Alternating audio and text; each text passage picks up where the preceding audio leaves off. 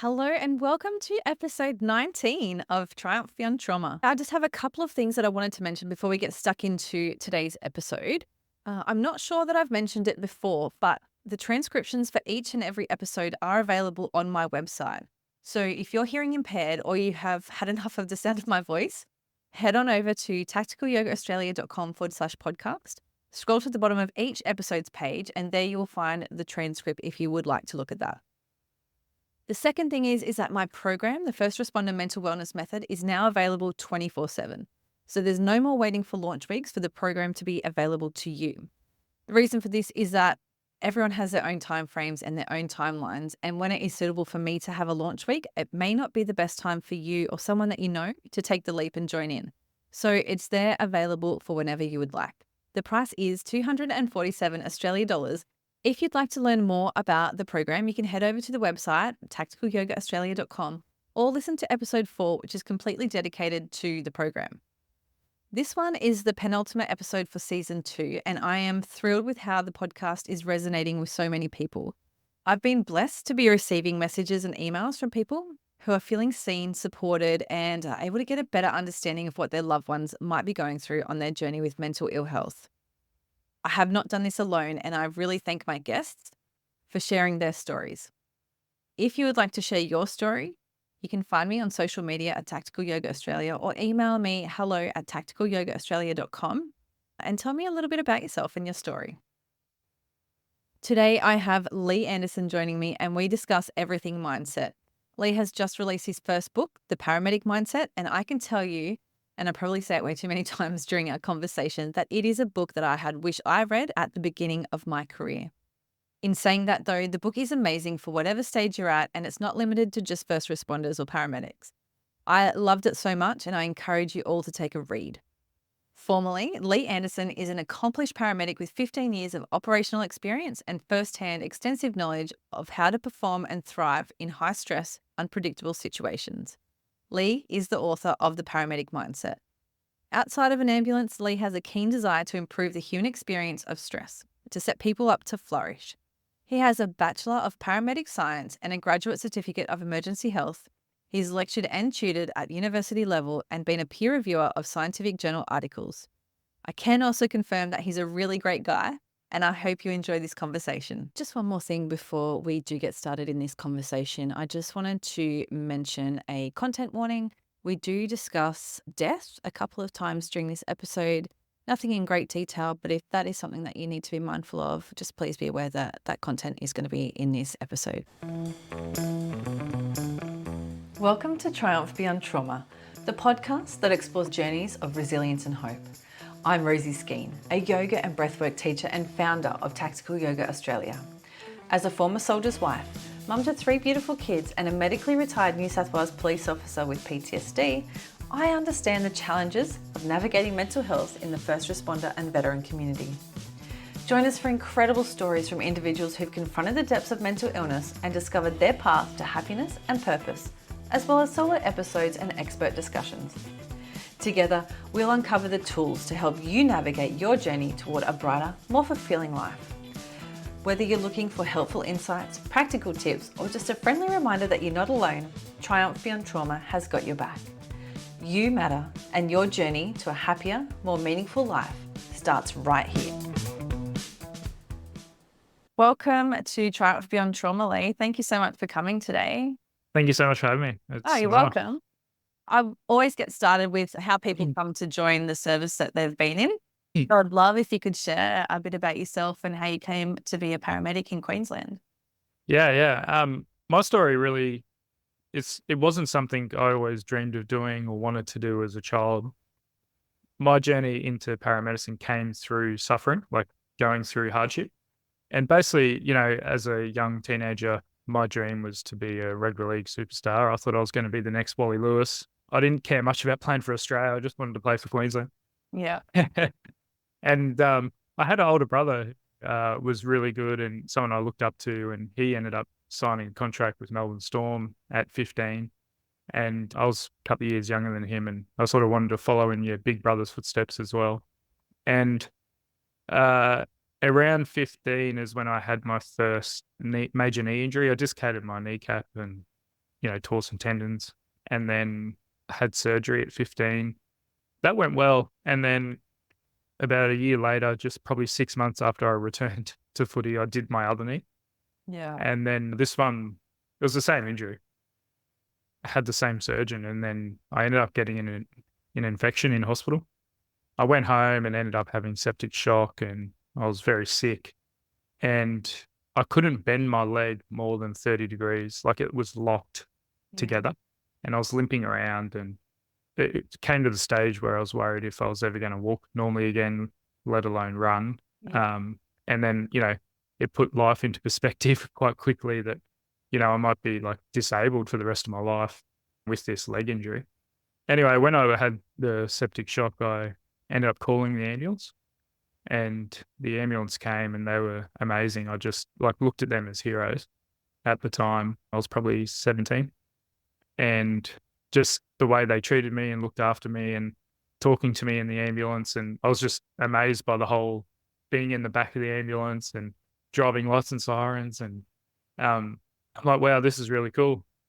And I never really thought much of it until I realized that my sporting career was over and I had to do something else. And I was lucky enough, I came across, when I finished high school, I came across that I read it somewhere that universities now do the Bachelor of Paramedic Science. So before that, it was only the diploma. It used to be like all, apprenticeship based, you learn on the job, but it transitioned into the tertiary education. And when I saw that, I'm like, wow, it was like a calling. And I remembered those people that came to look after me. And I just enrolled, and then I just loved it from the moment I enrolled, and being on the campus and my friends and doing scenarios and my first placement. It was amazing. And yeah, so I like to share that actually, because it was like at the time I thought my life was over and I was only 17. Yeah. Yeah. But then I realize now, I look back, that like that hardship, that suffering or supposed difficulty, thinking that, I would never walk normally again. And then being really sick and with septic shock, I thought that was probably my greatest gift now, because I never would have become a paramedic without it. And it gave me perspective on life and what's really important. So I think, like, we always look at suffering as a really bad thing, and it's very difficult at the time when you're in the storm. But if you can hang in there and try and reframe it and see that, like, what is this trying to teach me? What am I learning from this? And it can actually be one of your greatest things. Because I never would have written this book. I never would be talking to you if that didn't happen. Yeah. Yeah. So I agree. yeah. Yeah. Unfortunately, suffering can be painful in the moment, but if you do have a mindset where you can take something from it, learn from it, or achieve something out of it, like, it can be pretty amazing. And, like you, I wouldn't be talking to you if I didn't go through what I've been through either. So, Yeah. yeah, it can be a great gift. Yeah, I think it is a gift, and Mm. it's the best way we can learn and grow. You don't grow without challenge. Yeah. Yeah, absolutely. Yeah. So from university, where did you get to after that? Where was your first station? I got shipped up to Rockhampton Yeah. as a third year uni student. I was 20 or 21, or turning 21 maybe. I was pretty young. When I look back now, I didn't think I was young at the time. I thought I was, ego-driven young male. Thought I knew everything. But then you quickly learn you know nothing. So I started out there, and I was really fortunate. Like, it was tough leaving home and one new town by yourself. But I had some really good mentors. And I think a lot of that's missing at the moment, where you might have like a 20-year-old with a 22-year-old. Yeah. Where I was very fortunate, I had some really experienced paramedics alongside me that taught me, and that, they gave some tough love, but I think that's what I needed. And having that ability, like, I was very fortunate to go there because the mentorship I got up there was brilliant. Yeah, I was guided by some really experienced people that I still talk to today. They're just like, they're still my mentors. Yeah. 15 years later, they're still people I look up to. I think they're far better paramedics than I'll ever be. And there's some people I still aspire to be like. You mentioned that you've written a book. Yeah, yeah. And I think it's amazing. Called Paramedic Mindset. And something before we get started in talking about that, is it just for paramedic? No, no. The title would say otherwise, but it's basically using the paramedic as the example. So we paramedics deal with like high stress environment pretty much daily, deal with life and death. So it's a perfect example to share the science around performing under pressure and how to deal with acute stress and how to maintain poise, I like to call it. And so it's basically we all have the same biology, the same physiology. We're all humans. We all respond to stress exactly the same chemicals that are released in our body from our brain. So it's just using the skills and the lessons I've learned as a paramedic to control those chemical releases and that fight or flight response. Just because it's so easy to share some stories of times when I've been really stressed. A lot of the research in the book actually comes from the military. At the time I was doing this book, because paramedics are still fairly new in the research world, particularly in Australia, because, we just became tertiary. There's only people now doing PhDs and research, and the stuff coming out now is brilliant. But, previously the body of research in the ambulance world is actually pretty limited. So I had to rely heavily on like military research, surgeons, and sport. So there's a lot of sports research around how to perform under pressure, obviously. Yeah. So I use a lot of that research, but then I use the stories of a paramedic to make it applicable in real life, because I wanted the book to be practical. I didn't want to just dump you with research and it's like, well, how did it actually apply to my daily life? How can I use this? So I tried to show examples of times where I've used it in my day-to-day life. And the prologue, the first story I tell, is a personal story. It's got nothing to do with ambulance. And I show at the end of that story, I show that if it wasn't for the skills I learnt as a paramedic, then in that personal moment, I would have freaked out. I would have completely lost control and probably made some bad decisions. So that was part of the moment when I realized that this stuff applies to anyone. I used it the other day. I had to do a public speech in front of 250 people. I've done public speaking before, but not the crowd was quite intimidating. I was like CEOs and directors of companies, and it was like, oh wow, I better perform here. And I was getting nervous and stuff. And I used some of the things that I learnt from being a paramedic and the stuff in the book to apply to public speaking, because it was a stressful moment. Yeah. So I always say, if the outcome matters to you, if time is short, which is time is always short, and you're lacking resources, then you're going to be very stressed. No matter what the situation is, no matter what you're doing, you're going to feel stressed. Reading it as a former police officer, it's a book I wish I would have read, 20 years ago beforehand. And I think it's probably something that, paramedics could read in uni before they get out in the vehicles, cops, like anyone. But like you said, it's applicable to everyone and anyone. We're all human. We all have the same physiological responses to stress. And like you said, I really enjoyed how you did put in those personal stories and how you've applied it yourself, because it really helps with the learning. Yeah, the first draft was it was like a university study. Yeah. You wouldn't have liked it. You wouldn't have read it. Yeah. Like you would have felt like you had to mark it. Put my red pen out. Yeah. Yeah, because it was because as a paramedic, you're very weary of giving bad advice. Yeah. Like giving the wrong advice can be deadly, especially in the ambulance, like the medical world. You want to make sure that when you're giving someone advice that it's correct and it's not going to be harm. So, first do no harm. So it was very important to me that I got the science right and I wasn't giving bad advice. So that's why I wanted to make sure that I got the science really correct, and like a lot of research went into it to do that. And then at the last minute, that's when I added stories to align with the science. Yeah. I remember, going to jobs as a cop and then having paramedics turn up on scene. And I think it was the very first time that it happened that they came on scene, and I watched them get out of their vehicle. And I've never seen people be so calm in such a crazy, like I think it was a car accident or something like that. There's a lot going on. There's lights and sirens and people and emotions and injuries. And the way that they get out of the vehicle is so calm. And they were. And it just brought this beautiful sense of calm over the whole situation.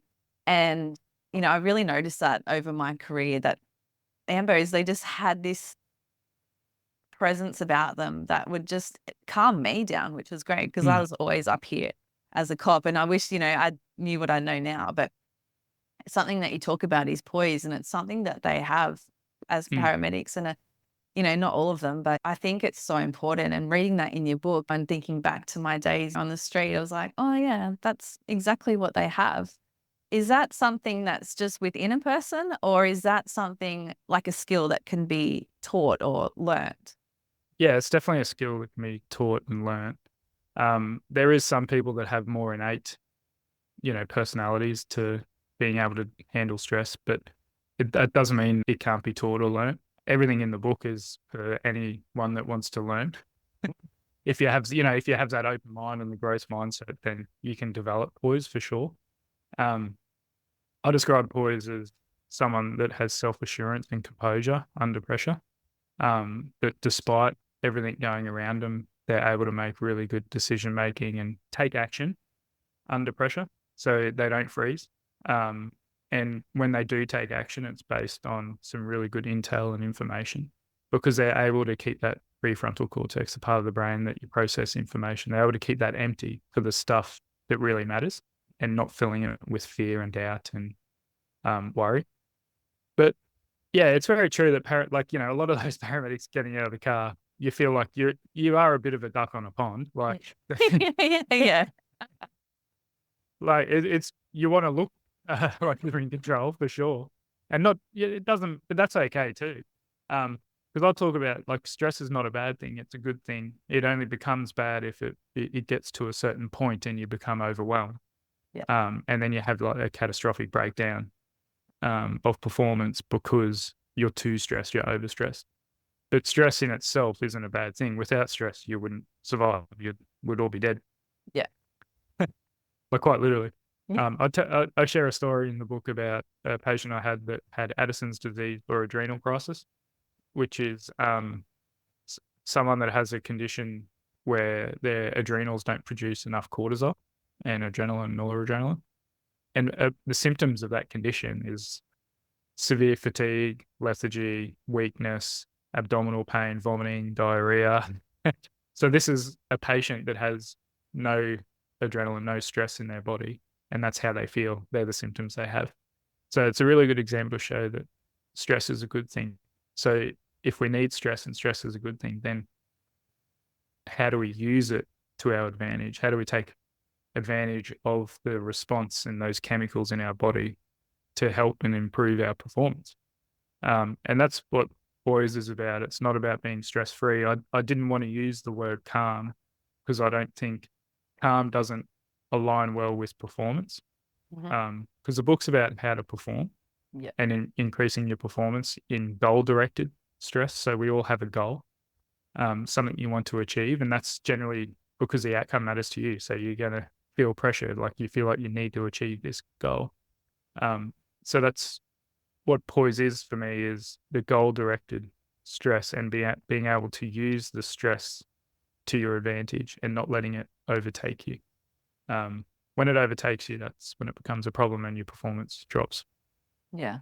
You also talk about how your knowledge is related to that as well. So, having a really good knowledge base of your job role and how that impacts your poise as well. Because if you don't have the tools that you need, whether it be education or your kit bag or something like that, that level of stress can go from having a good outcome to not so much having a good outcome. And it can be overwhelming. And I thought that was a really good point that you've made across the book as well is Yeah, I think mindset's really important. I wrote a book about it.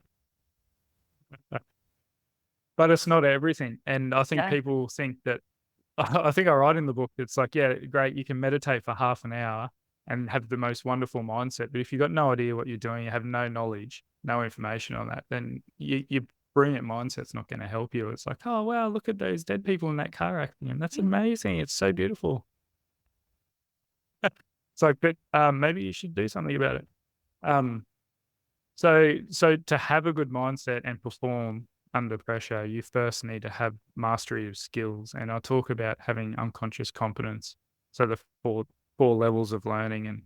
And that's basically when you're feeling the pressure and your heart rate's up and your adrenaline's pumping and you're sweating and you're going red-faced and you're getting tunnel vision, that's okay to a level, and you can still perform in that situation if you've mastered your skills. And if you've made your skill near unconscious, so if you can pretty much do it without any thought, and that's a mastery of your skills. And those micro skills are the first things we lose when we become stressed. We are unable to do those fine motor skills. Like for in a medical world, it would be inserting needles into someone. Like a surgeon, you look at a surgeon, it's like they're very calm, they're very controlled because they need to lower their arousal, because they need to focus on micro skills. But if you are aroused, you need to be able to use those skills, like I said, with pretty much unconscious thought. You can do them without thinking, because then that frees up the executive functioning or the prefrontal cortex for other things, for other information.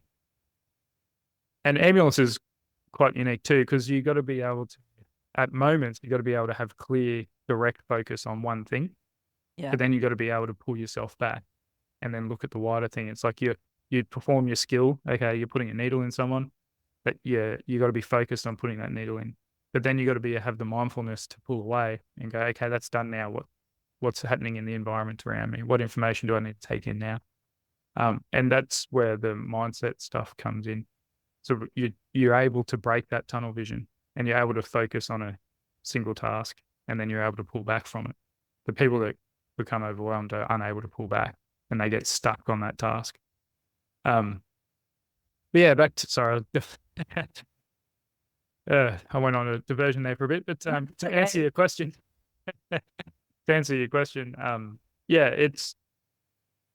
you can have the greatest mindset in the world, but if you don't have the knowledge and information and you don't do the training and you don't do the hard work associated with it, then mindset isn't going to help. The mindset's about clearing your mind so you can access the information you have stored in your brain. If you've got no information stored in your brain, there's going to be nothing processing. Yeah, that's it. Something in your book, it's a whole chapter, is languishing and flourishing. And languishing is not a word that I'd heard of. I have heard of it before, but I'd not really done any sort of learning on it. And I know after reading it, I was like, oh yeah, I've been there. When you just, you feel meh. Yeah. And, nothing's really getting you going. And it's a continuum, the languishing and flourishing continuum. And I really enjoyed that chapter actually, and learning about it and how panic and poise and pressure and how you respond to it depending on where you are. Did you want to talk a little bit about languishing and flourishing?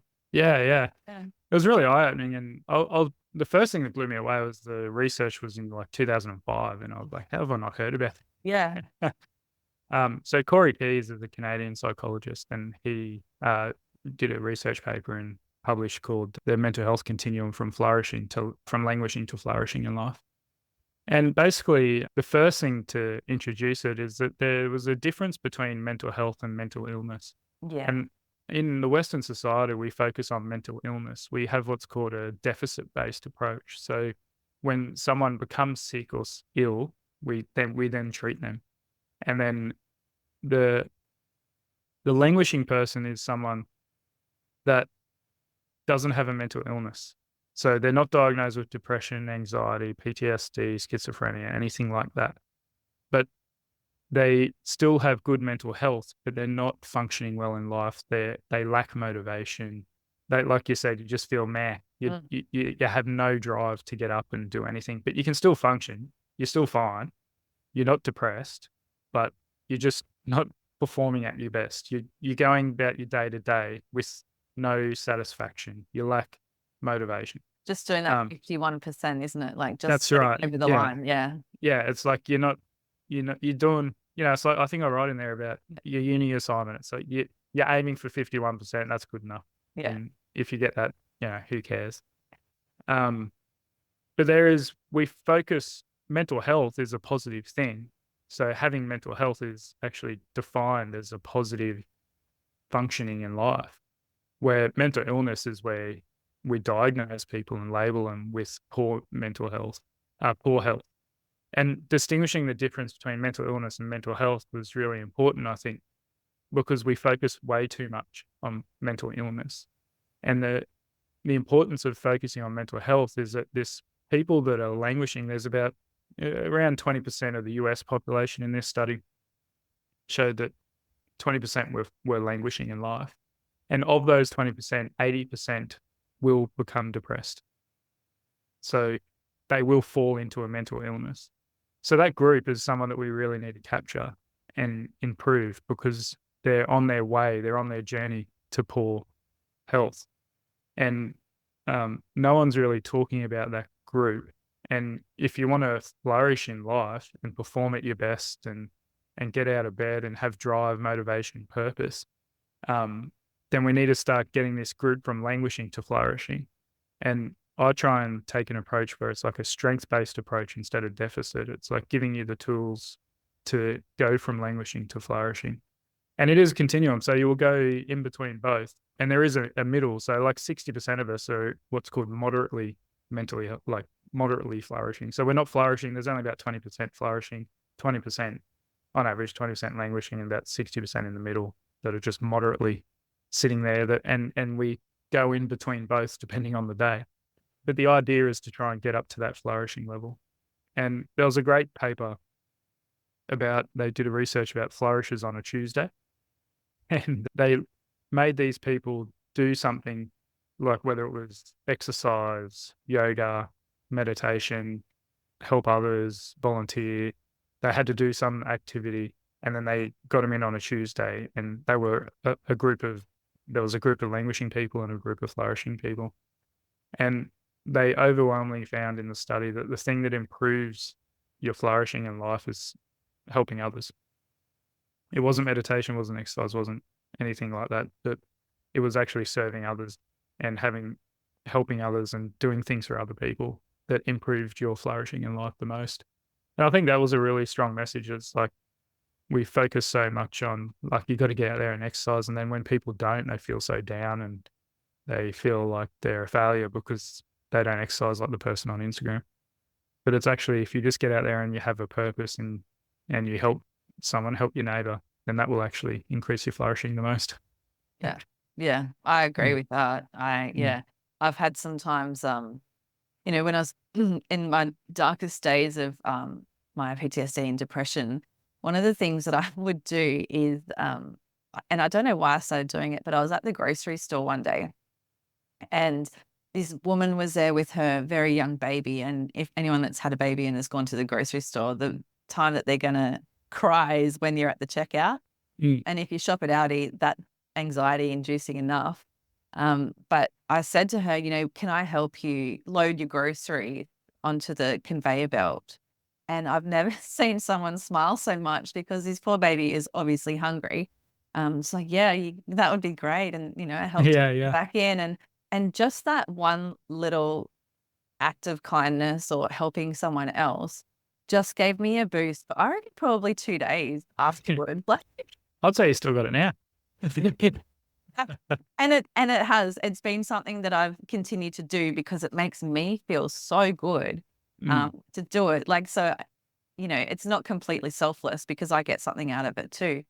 Yeah, I think so. So that research to flourish, a big part of it, almost a third of it is about improving your social well-being. Yeah. So being able to like feel a part of your community, feel like you're valued in your community, feel like you can help you feel needed within your social network. And I think that's a huge part that we're lacking at the moment is, like people, we don't go down and watch like masters sport. You don't go watch a 50-year-olds run around on a football field because it's entertaining and it's great sport. Yeah. Yeah. No one goes to watch, but they still play and they do it because of the social connection. And it's like if someone's husband or wife gets cancer, it's like that whole club and that whole community gets behind them. They help raise funds. They support them. They go around to their house, do their cleaning, cook dinner for them. And I think that's what we're lacking. We're lacking that social community connection. Yeah. I'm sure there's a lot of reasons for it, but social media, real social. It doesn't encourage people. Well, it is as a paramedic. Yeah, like a lot of the patients you go to, it's loneliness. Yeah. You walk in and they're living alone. They've got no one to call to come help them. They can't ring someone to pick them up from hospital once they leave. And you see it every day when you're working in ambulances, just this, people are alone. Mm. Mm. And it basically, everyone's in this languishing state, and then they fall into depression because they can't get out of it. Mm. Yeah. So do you have some tools, tips or tricks that can help people if they do find themselves in that languishing state? The first one is pretty simple, and you'd be like, "Oh, is that it?" It's basically like your purpose, your mission. Yeah. What's your goal? Sit down and write out, and it's okay if you don't know. Just pick something and start there. It'll change and it'll develop over time. And I say that because life's really hard, right? The reality of life is that we're all going to suffer. It's probably the most common thing we have with all humans is that we're all suffering. Yeah. Most of us just do it in silence. But you need a worthy enough goal to deal with that suffering, to make that suffering worth it. So you're happy to carry that burden and walk up the hill with that suffering because your purpose is worth it. The outcome is worth it. And so I think if you're really struggling, then maybe you just check what your goal is. Like, what are you trying to aim at? What are you achieving? Is it for selfish reasons? Because you'll come to a point where that won't be a good enough goal and you won't want to go through the mud. Yeah. Yeah. So that's the easiest one. And most people say, well, I don't know what my purpose is. It's like, well, neither do I, but just start. Yeah. I didn't know either. And then I started writing this book and then I started to develop one. And the more you realize, the more you start aiming at something, the more you focus on something, the more opportunities will come, more doors will open. And then you'll start to learn about yourself and then that purpose will change, or it might just become even stronger. Yeah. Yeah. So that's probably the number one tip. And that's got nothing to do really with because when things get tough, right?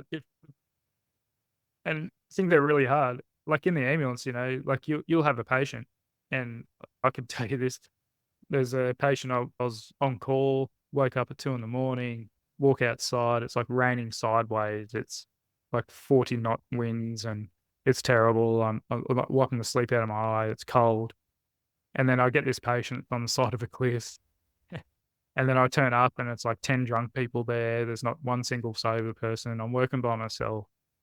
And you could just be like, what the hell am I doing here? This sucks. I don't want to be here. Or it could be like, well, my purpose to be here is to help this person, help this patient who's injured. And then that's enough for me to deal with that moment. Because then it's not about me, it's about them. And it's also a worthy enough goal to deal with waking up at 2 a.m, dealing with the rain, dealing with drunks. Yeah. Yeah. So you're more than happy to do it, right? Yeah. That's it. Yeah. But I would never get up at 2 a.m in the rain to go take the dog outside. No. We can wait. You can wait. That goal is not worthy enough. Yeah. Reading that story actually in the book, I was just like, oh, it took me to the days of dealing with drunk people, and I can tell you, I do not miss that at all. I don't miss it at all. Yeah. I'm sure I've been that person at times too. And they're so much more animated too when they're drunk, and everything just goes like from 0 to 100 so quickly. And I can only imagine for you, like trying to treat someone on the side of a cliff with 10 drunk people around, like managing that whole Yeah, they all want to help, and it's like, no, you won't be helping me. Please go away. Yeah. Something else I really enjoyed actually was the honesty and communication. And you shared a story of a student or someone who had recently started with you, and you had asked them if they knew how to operate the bed, and they said that they did, and then they did not. And they did not know. Not. And that turned into a bit of a problem. So obviously it's quite important. And you've mentioned it in the book, but it's something that people aren't honest. No, because I think that, like at that time it was like a fear of failure. It's like, I don't want to look bad in someone, but you rather deal with the pain now in the short term than the long term. So you're better off owning up to it now and taking accountability. Because most of us lie because we're worried about the future, we're worried about the unknown. But the unknown might be good. It's like, yeah, you might get a slap on the wrist, or it's like, okay, no worries. Like, I'll go do it. We'll come up with another plan. Yeah. But yeah, and it comes with being a paramedic too. It's like when you have to talk to family members, and you as a police officer as well would have had to have done it. And like, you got to be honest. There's no, you got to like, and it's the only way to do it. And if you do tell a white lie or you don't tell the full truth, then the outcome's always going to be worse. The reason we usually lie is because we're worried, trying to protect ourselves. It's a defense mechanism, right? It's, we don't want to be embarrassed, or we're fear that something's going to be taken from us, or we're going to look bad in front of our peers. But then again, it's like, it's all about us. So we've got to put it about the other person and the situation, what's best for that moment. And I think I talk about normalization of deviance in there as well. And it's about having courage. So you got to have the courage, and courage is like overcoming fear, and it's taking on fear. It's not about not having fear. And I think when people lie, they're letting the fear rule them of their own imagination. So it's like they're trying to predict the future, and if I lie here, my future is going to be better. Yeah. But it won't be. And then you lied to yourself as well, which is never a good thing. Yeah. So I think courage is needed, and I talk about courageous self-leadership, and that's what that is. And it's about having that moral courage to do what is right despite the potential consequences against you. So powerful. Every chapter in the book I love. Like, and I was thinking about talking to you today, and I'm like, what do we want to talk about? And I was like going back through the chapters. I'm like, oh, I could talk about that. I could talk about to you for hours. There is a lot in there. Yeah. But it's so good. And like I said, it's something that I really wish that I'd read, 20 years ago. And so well, it's pretty much something. When I first started writing it, I was looking at like, this will be really good for student paramedics, and it was like something I would have wanted when I was a student. So this book is a lot of things of like, what would have I wanted to know when I was a student? Because this stuff we learn it on through experience. Like some of this stuff that there's research about, I didn't know there was research about it. I just naturally did it. Like sighing, like breathing. Yeah. That we all sigh. And they reckon we sigh every 5 minutes. It's when we look in front of screens and stuff that we actually hold our breath and stop sighing. So that's really bad. But we do these things naturally. Like my mentors would take a pause.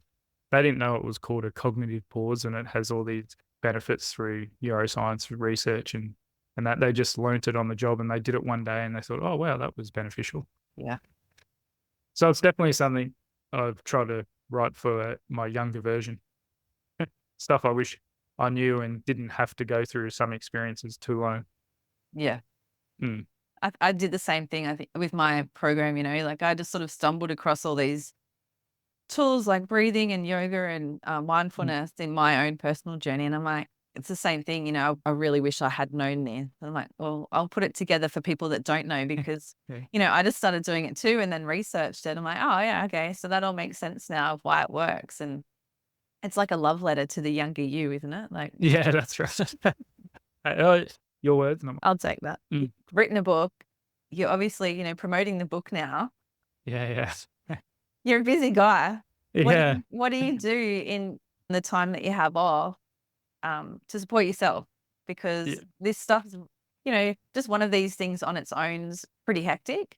So I can imagine like it's stressful, but probably a really great stress and something very exciting for you, especially now promoting the book, because it's so good, and you'll, I'm sure, get great feedback from people that have read it.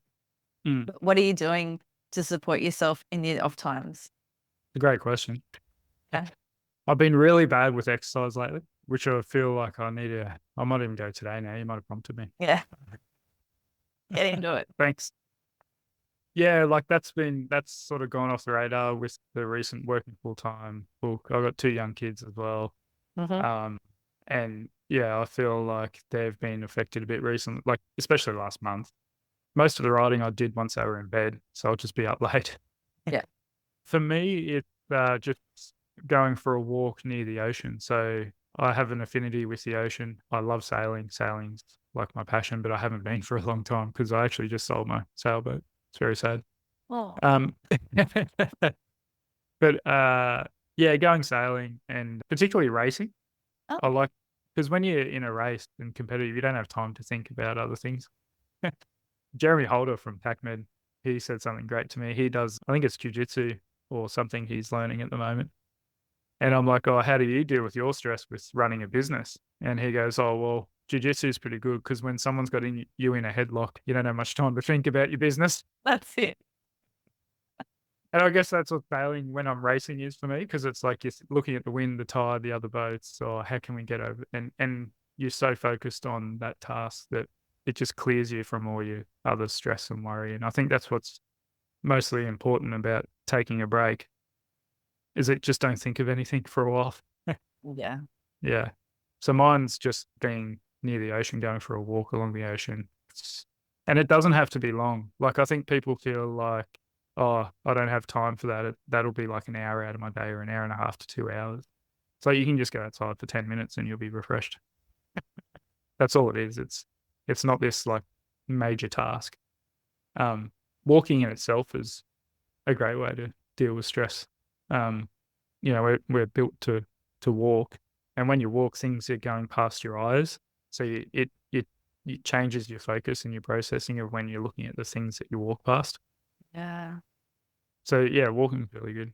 But yeah, that's the main thing. I haven't been great last month. Thank you. Get into it. Don't get outside. I've been relying on my my experience. Yeah, read I the will book. do like I do certain things. I can do like a 1 minute little breathing exercise, close my eyes for 30 seconds, little tricks like that. But I'm not doing any sort of long term, like, things like meditation, exercise, that sort of thing. I'm lacking. But other things that are helping with my resilience now is like the social engagement for sure. Because with the book, I get to go meet and talk to a lot of people, which is really fun, and that always fills me up. Yeah. Yeah. That's why I love doing this podcast because, I get to meet people like you and people that I've not met before, but with a very similar interest. And it's so nice being able to just meet new people and be social in that way. Yeah, totally. And it's amazing how people just open up and start sharing their stories because you've opened up. Like if you start being vulnerable and opening up and share a story of you, then people are so willing to share their story with you. And that's amazing just listening to those stories. Yeah, I don't want to hear myself. I don't want to feel. I know I'm far more myself. interested to listening to you. Yeah, that's it. And you're giving people permission, I think, is what the thing is. Like people feel like they need permission to feel vulnerable or share their story or have emotions or feelings about what's going on or just to feel normal about Mm. they've been through as well. So I think that's what we do when we speak out or write a book. Yeah, yeah. Yeah, well, writing the book was it was like a lot of the stories that I write about my ambulance cases that I went to, that was like a journaling Yeah. experience. And it was a tough than normal journaling. It's normal you just write it and you're done.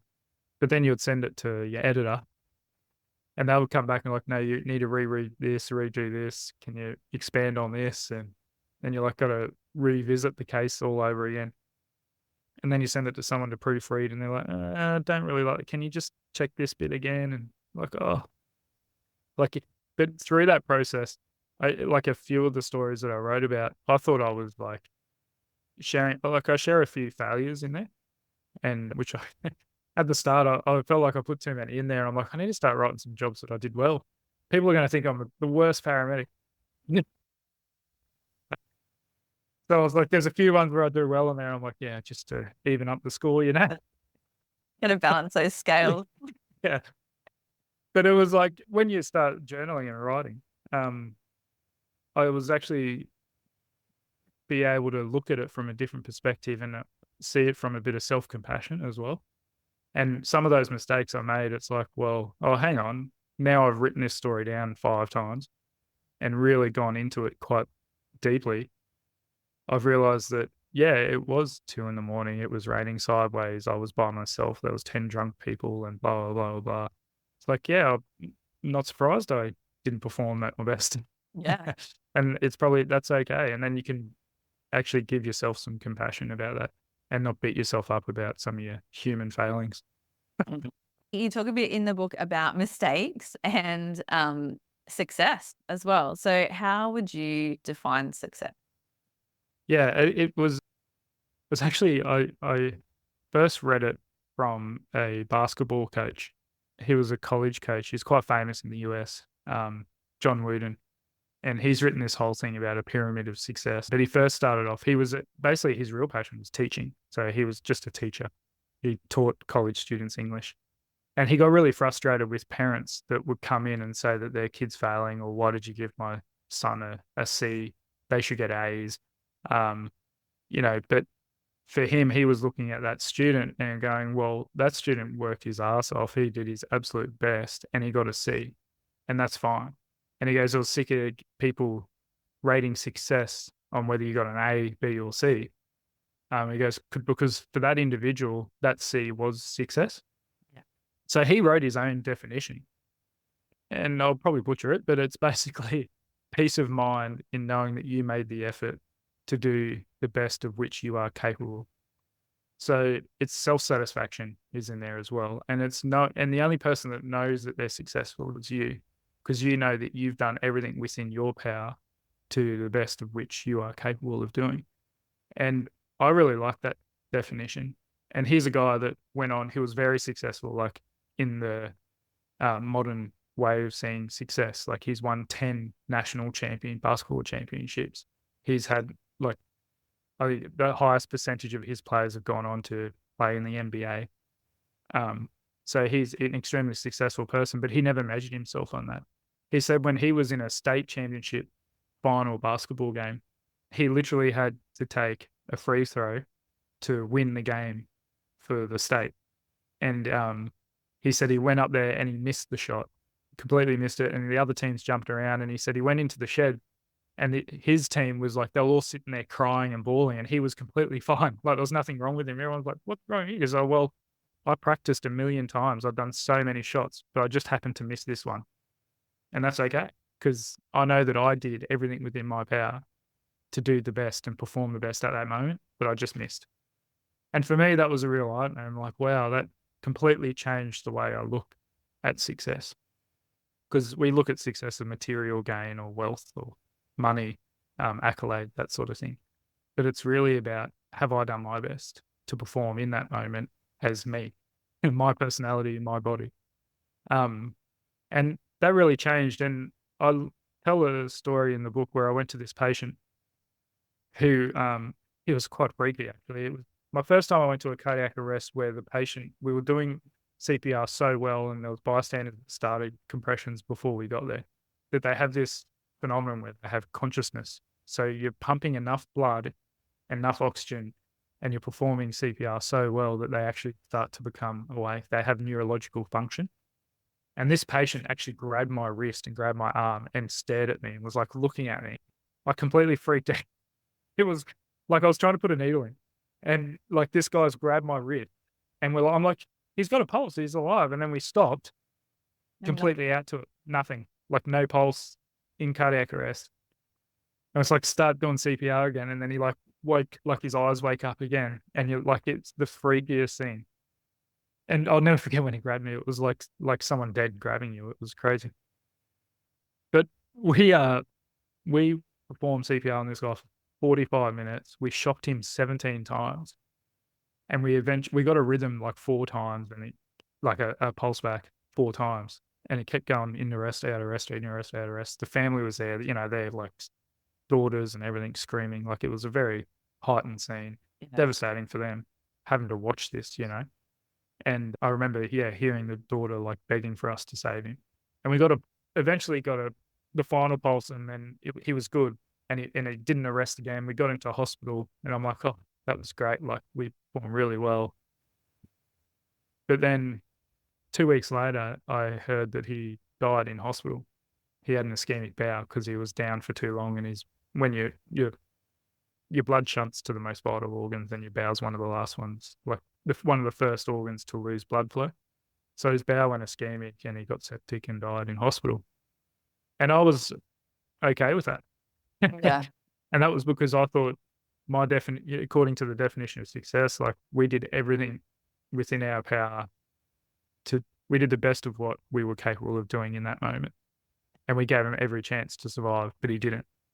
And it's about knowing that I have peace of mind in that moment because I knew that I did my best for which I was capable.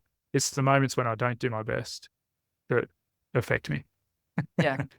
And Yeah. So that changing that definition of success, you could get that A, or you could save that person's life. But if it doesn't mean that you did your best, you still might have done something wrong. yeah, I totally agree. Like there's a lot riding on your job and you doing your best. Literally, Yeah. like people's lives are in your hands. But I have had conversations with my children at this time of year, usually, and at the end, because their report cards are due, right? Mm. And I say to them, because they've got that little effort for each subject. Yeah. Yeah. And I'm I like, like that. if that effort is high, I don't care what the results are, really. Mm. Like, we can improve on them, obviously, but as long as you put in the greatest amount of effort, and if all you get, like you said, is a C, then that's what you get. But you've tried your hardest and you have to be happy with that. And I know there's people out there that pay their kids $50 or $100 for an A, and, for a B, you get whatever. I'm not giving you any money. Like, Yeah, they've probably got an IQ of 190. yeah, You should be getting like AAA. yeah, that's it. I don't believe in that, but I Uh, do believe in putting in the effort and then being able to sit with that and know that you've done everything that you can in your power with your knowledge to do the best thing. And it really helps with your mindset, doesn't it? Like, and I can imagine it changes everything. Yeah. yeah, especially as a paramedic, having people's lives, or a doctor, or whatever job you do, but something that's so serious like that, you have to be able to have that mindset. Otherwise, it will eat you up. Yeah, because you are human and you will Yeah. fail and you will make mistakes. And then that changes now. It's like, well, okay, I did the best I could in that moment. And even if you didn't, it's like, okay, well, how can I learn from that situation? How can I grow? I'll take accountability for it. I'll accept it. And then you start to share it with other people, so then they don't make the same mistake as you. And then that's how you grow and learn. All protocols and medical guidelines are all written through mistakes. They say they're written in blood Yeah. because but if those people didn't make the mistake, someone else will, or it will. And if you try and hide it, then that mistake will continue to happen, and then other people will be affected. So it's about taking accountability, ownership, accepting it as if you chose it, and then learn from it and then teach it. Yes. Yeah. That's beautiful. And understanding it's normal. You're human. You're not perfect. Yeah. Because I really struggled with it because, I wanted to. Yeah. It's something that I'm a recovering perfectionist, Okay. how I like to label it. Yeah. But it's something beautiful in knowing that there's no such thing as perfect and everything's a learning experience. So, and I think that's where a growth mindset comes in, doesn't it? And that Yeah. continual learning, you speak about in your book as well. People, that flourish really have those skills, abilities that they want to keep learning, they want to keep growing. And that's how you get to that stage, I think. Mhm. Yeah. Yeah. Absolutely. Leigh, it's been an absolute pleasure. I'm going to link to all the places people can find your book, The Paramedic Mindset. It's an amazing read. It's so informative but practical as well. So I think you've really done what you set out to achieve with it in it being so practical. Thank you so much for coming on today and for sharing your story and a little bit about the book. Not too much because we still want people to go and read it. Yeah. Well, there's plenty in there. Yeah. It's a great book, and I strongly recommend that you have a highlighter when you read it so you can highlight all the little tidbits in there that you want to come back to. But thank you so much for your time. Thank you so much for having me. It's been great. I loved Yeah. it. I want to hear more about your story now. You can go back to episode, I think it's 2 or 3. I will. Thanks again, Leigh. It's been an Thanks. absolute pleasure. No worries. I hope you've enjoyed today's episode. If you have, make sure to hit subscribe so you never miss any new ones. We release fresh content every Tuesday. And while you're there, take a moment to leave us a review. I would genuinely appreciate your thoughts. Don't forget to connect with me on Instagram and Facebook at Tactical Yoga Australia and share this episode with your friends, family, and workmates to spread inspiration. Your support means the world. My name is Rosie Skene. Join me again next week for another empowering and positive episode of Triumph Beyond Trauma. Until then, be kind to your mind and trust in the magic of your consistent and positive efforts. Triumph beyond your trauma is closer than you think. Have the best week.